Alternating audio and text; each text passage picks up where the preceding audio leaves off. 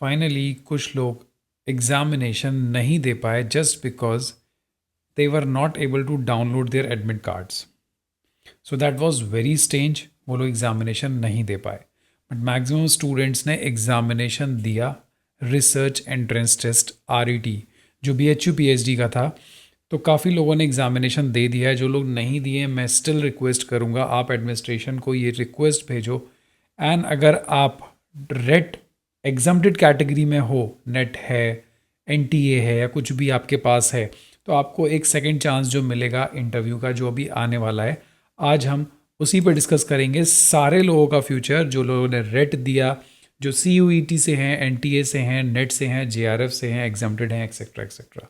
सो अभी step by step देखते हैं बिकॉज न्यूज़ आ चुकी है. So on the basis of this news I will compile all the things so that the next scenario will be clear in your mind.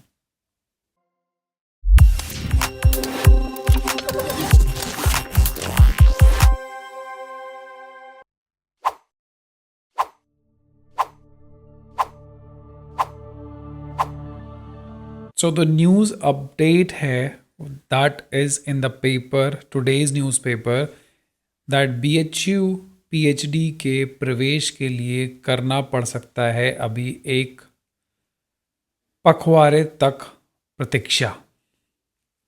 कुछ लोगों को समझ आ गया होगा, कुछ लोगों को बिल्कुल समझ नहीं आया होगा. Definitely it's normal.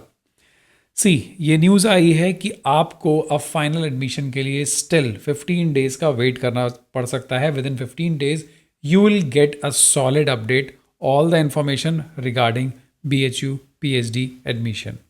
सो क्या है न्यूज़ में वो भी पढ़ लेते हैं और उसके बाद मैं आपको सारी कैटेगरी बताऊंगा. आप किसी भी कैटेगरी से बिलोंग करते हो, चाहे आप JRF हो, गेट हो, DST इंस्पायर हो, नेट हो, NTA हो या फिर एग्ज़ाम दिया है, कैसे क्या प्रोसेस रहेगा. सी अगर हम न्यूज़ को देखें so they have mentioned like Kashi Hindu Vishwavidyalaya में PhD की प्रवेश चाहने वाले अभ्यर्थियों को अभी एक पखवाड़ा और प्रतीक्षा करनी पड़ सकती है. मतलब आपको अभी और 15 डेज़ का वेट करना पड़ सकता है.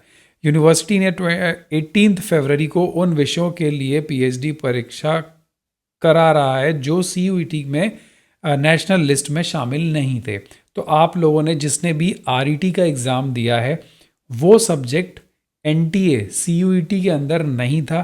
That is why you are appearing for that examination. And आप लोग सभी लोगों ने एग्जामिनेशन दे दिया है. नीचे मुझे कमेंट करके सबसे पहले ये बताओ, आउट ऑफ 100 क्वेश्चंस जो 50 क्वेश्चन थे रिसर्च मेथोडोलॉजी के, मुझे जहाँ तक जितने लोगों से पता चला, जितने लोगों ने मेरी क्लास सुनी, कोर्स लिया, लेक्चर सारे पढ़े, 7-8 लेक्चर जो भी थे, उसके बेसिस पे उनके 30+ आ रहे हैं. आपके कितने आ रहे हैं ये बताओ.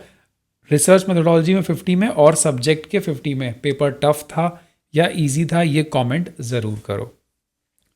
सो that will make a cut off और हम नेक्स्ट प्लानिंग कर पाएंगे on the basis of your comments.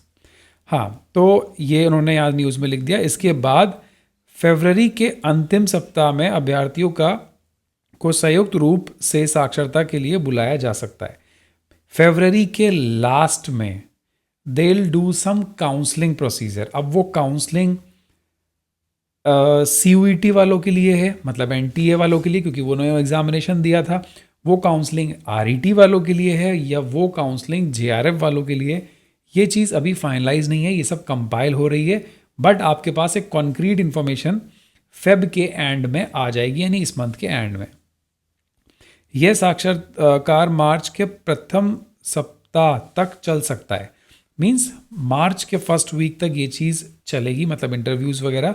इसके बाद परीक्षाओं के घोषित किए जाने के बाद मार्च के सेकेंड वीक तक आप हो सकता है एडमिशन मिल जाए. So this is the first news.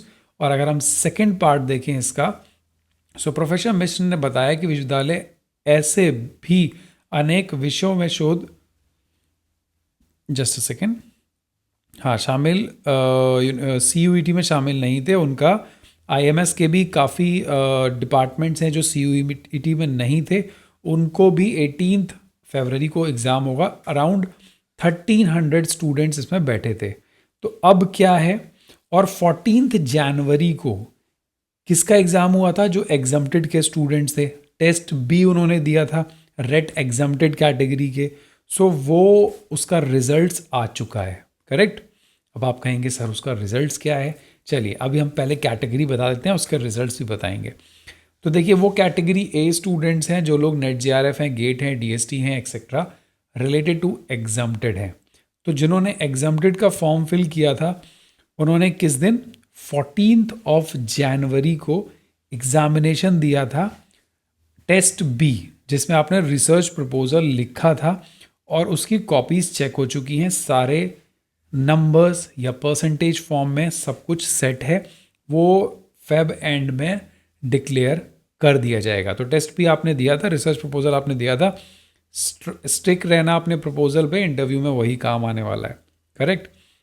Now the category B student, वो लोग कौन थे, BHU रेट मतलब रिसर्च एंट्रेंस टेस्ट। तो रिसर्च एंट्रेंस टेस्ट आपने या तो BHU का दिया या NTA का दिया, दोनों लोग इसी कैटेगरी के अंदर आते हो, बी कैटेगरी के अंदर, जो आज टेस्ट दिए हैं और जो NTA का टेस्ट दे के फॉर्म फिल करके जस्ट वेट कर रहे हैं, उनका कुछ नहीं हुआ है। तो मुझे लगता है ज़्यादातर स्टूडेंट्स ऐसे ही हैं, वेट कर रहे हैं, बट टेंशन लेने की ज़रूरत नहीं है, उसका भी सॉल्यूशन बताते हैं। सो अब क्या होगा, फेब के एंड में काउंसलिंग हो सकती है, जो हम लोग को डाउट है CUET NTA के मेरिट कितनी जाएगी, किस डिपार्टमेंट में किसको बुलाएंगे एक्सेट्रा एक्सेट्रा। सो फेब के एंड में काउंसलिंग हो सकती है, काउंसलिंग की इन्फॉर्मेशन आपके लॉगिन पे, आपके ईमेल पे आ जाएगी। सो प्लीज़ बी एक्टिव, आपका कोई भी मेल स्पैम या थ्रैश में ना जाए BHU की तरफ से, बिकॉज 99% BHU के जो university, not only BHU, DU या कोई भी यूनिवर्सिटीज़ के जो ऑफिशियल ईमेल से जब मेल आते हैं तो वो थ्रैश में चले जाते हैं, स्पैम में चले जाते हैं। This is normal thing for the, अगर आप Gmail का आता है तो वो नहीं जाता है। सो प्लीज़ बी केयरफुल, कोई भी मेल, कोई भी मैसेज मिस नहीं होना चाहिए फॉर द काउंसलिंग प्रोसीजर। फिर बात आती है इंटरव्यू की। सो मार्च से इंटरव्यू स्टार्ट होंगे, तो जैसे ही काउंसलिंग होगी फिर डिपार्टमेंट वाइज इंटरव्यू स्टार्ट हो जाएंगे। सो आपको तैयारी इंटरव्यू की स्टार्ट कर देनी है अभी से, बिकॉज फिर टाइम नहीं मिलेगा। And this is the Feb and, मतलब सब कुछ ख़त्म हो चुका है, डेट्स नहीं है आपके पास। हो सकता है होली से पहले ये सारी चीज़ें, आप एडमिशन भी ले लो, PhD में रजिस्ट्रेशन भी ले लो, correct. Now what will be the strategy for you. अगर आपने प्रपोजल लिखा था, एग्जम्प्टेड से हो, JRF है, नेट है, DST है, तो अब आपका काम क्या है, इंटरव्यू की तैयारी करना, स्ट्रैटेजी बनाना, प्रूफ करना अपने आप को इंटरव्यू में, बिकॉज वहाँ अगर प्रूफ नहीं हो पाए so that will be your last chance. So please be careful, you have to prepare your strategy in terms of research proposal, in terms of the topic which you are interested, जिसके under में जाना चाहते हो। वहाँ पे आपको देखना है कि what work they are doing. Almost each and every member of our group has finalized the thing on the basis of the work which the faculties are doing, because that is very important. You yourself plan your work, but that particular work is not executed in that department, so it is of no use. Please be careful. यार जब मैं कोई काम ही नहीं करता हूँ और आप बहुत अच्छा काम का डिज़ाइन लेके आओगे तो I will be happy, like अरे that's great, your way of thinking is very good, but I am completely sorry because I don't have the facility which you was planning, ऐसा आंसर मिलेगा। So सारी तैयारियां कर लो, proposal तैयार कर लो, topic तैयार कर लो, उसके बारे में पढ़ लो, बिकॉज अब सिर्फ और सिर्फ इंटरव्यू के लिए आपको फेस करना है सारी चीज़ों को, करेक्ट।